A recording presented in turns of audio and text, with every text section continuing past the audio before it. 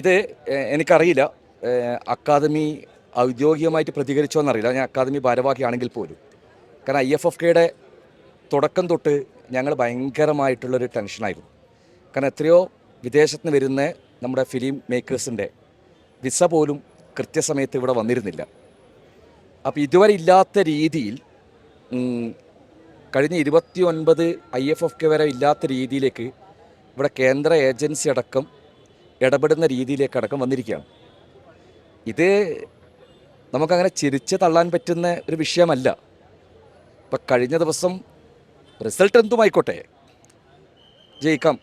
ഒരു ജയത്തിൻ്റെ പേരിൽ പോലും ഇവിടെ വന്ന ആൾക്കാർ ഇന്ന സിനിമകൾ പോലും കാണിക്കാൻ പാടില്ല എന്ന് പറയുന്ന രീതിയിലേക്കടക്കം കേരളത്തിൻ്റെ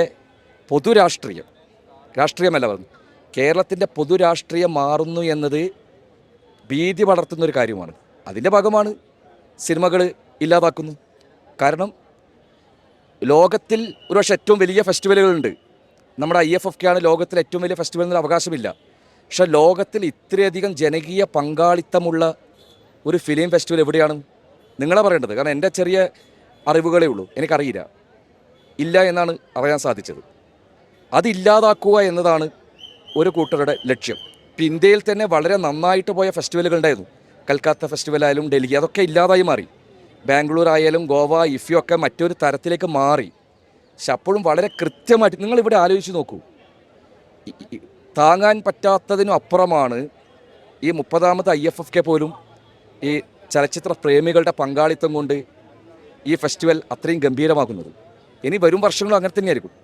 ഇപ്പം ഇങ്ങനെയുള്ള റെസ്ട്രിക്ഷൻസ് വന്നു കഴിഞ്ഞാൽ, കാരണം ഇവിടെയാണല്ലോ, കാരണം ലോകത്തിൽ നടക്കുന്ന പ്രതിഷേധങ്ങളും പ്രതിരോധങ്ങളും ഒക്കെ നമ്മൾ ആർട്ടിൻ്റെ ഒരു സ്പേസിൽ പ്രതികരിക്കാൻ പറ്റുന്നൊരു സ്പേസ് ഇതേ ഉള്ളൂ. ചലച്ചിത്രോത്സവങ്ങളും നാടകോത്സവങ്ങളും ഒക്കെ തന്നെയാണ്. അത് വായമൂടി കെട്ടുക എന്ന് പറയുന്നത് അത്യധികം എന്താ പറയുക, ഇനി വരാൻ പോകുന്നൊരു കാലത്തിൻ്റെ ഫാസിസത്തിൻ്റെ ഒരു അങ്ങേയറ്റത്തൊരു കടന്നുകയറ്റം തന്നെയായിരിക്കും.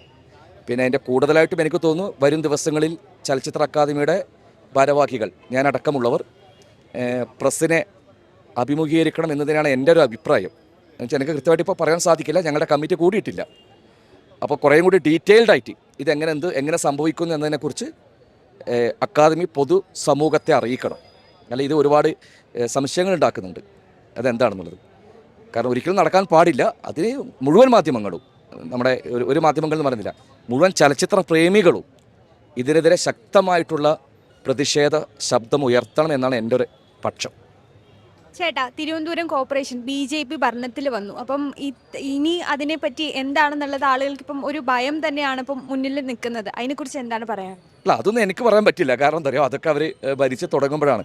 പക്ഷേ എന്നെ സംബന്ധിച്ചിടത്തോളം ഒരു IFFKയുടെ ഭാഗമായി ഞാൻ ഈ ചലച്ചിത്രോത്സവത്തിൻ്റെ ഭാഗമാകുമ്പോൾ ചെറിയ ഭയപ്പാടുണ്ടായത്, അത് നേതൃത്വം അറിഞ്ഞുകൊണ്ടാണ് എന്നൊന്നും പറയാൻ സാധിക്കില്ലേ, അങ്ങനെ കാടടച്ച് വെടിവെക്കാൻ സാധിക്കില്ല. പക്ഷേ എങ്കിൽ പോലും ഇവിടെ കഴിഞ്ഞ ദിവസം കുറച്ച് പേർ വരികയും ഇന്ന സിനിമകൾ ഇവിടെ കാണിക്കാൻ പാടില്ല എന്ന നിലയിലേക്ക് അവിടെ ശബ്ദമുയർന്നു എന്നത് വലിയൊരു ഭീതി പടർത്തുന്നതാണ്. കാരണം ജയപരാജയങ്ങൾ ഉണ്ടാകാം, ജനാധിപത്യമാണ്, ജയിച്ചവരെ നമ്മൾ അംഗീകരിച്ചേ പറ്റൂ. നല്ല ഭരണം, ജനങ്ങൾക്ക് വേണ്ടി നല്ല ഭരണം അവർ കാഴ്ചവെക്കട്ടെ. പക്ഷേ കലയുടെ മേൽ, സർഗാത്മകതയുടെ മേലുള്ള ഈ കടന്നുകയറ്റം അത്യധികം അപകടകരമാണ്. അതിനെ പ്രതിരോധിച്ചേ പറ്റൂ. അത് അവരും ഭരണകർത്താക്കളും ഒരു അധികാരം കിട്ടിയെന്ന് പറയുമ്പോൾ ഉടൻ കലയുടെ മേലെ ചേർന്ന് അല്ലെങ്കിൽ സർഗാത്മകതയുടെ മേലെ കൊടുവാൾ വീശാം എന്ന ചിന്ത ഉണ്ടാവാൻ പാടില്ല.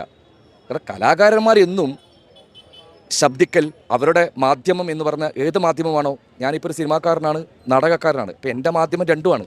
എനിക്ക് അതിലൂടെ മാത്രമേ പ്രതികരിക്കാൻ സാധിക്കുകയുള്ളൂ. എനിക്ക് വലിയ ആൾക്കൂട്ടമൊന്നുമില്ല. എൻ്റെ ശബ്ദം, എൻ്റെ ശരീരം, എനിക്ക് നാളെ ഒരു തെരുവുനാടകം കളിക്കണമെങ്കിൽ ഏതെങ്കിലും തരത്തിൽ പ്രതിഷേധം എൻ്റെ ബോഡി വെച്ചിട്ടേ ചെയ്യാൻ പറ്റൂ. അപ്പോൾ എന്നെ ആക്രമിച്ച് കീഴ്പ്പെടുത്തി കളയാം. അങ്ങനെയാണല്ലോ ആദ്യം നിശബ്ദരാക്കുന്ന പോലും ലോകത്തിൽ എപ്പോഴും കലാകാരന്മാരെയാണ്. അപ്പോൾ അതുകൊണ്ട് ചലച്ചിത്ര പ്രേമികളെ, ചലച്ചിത്രത്തെ ഇല്ലാതാക്കാം എന്നൊരു വ്യാമോഹമൊന്നും ആർക്ക് വേണ്ട.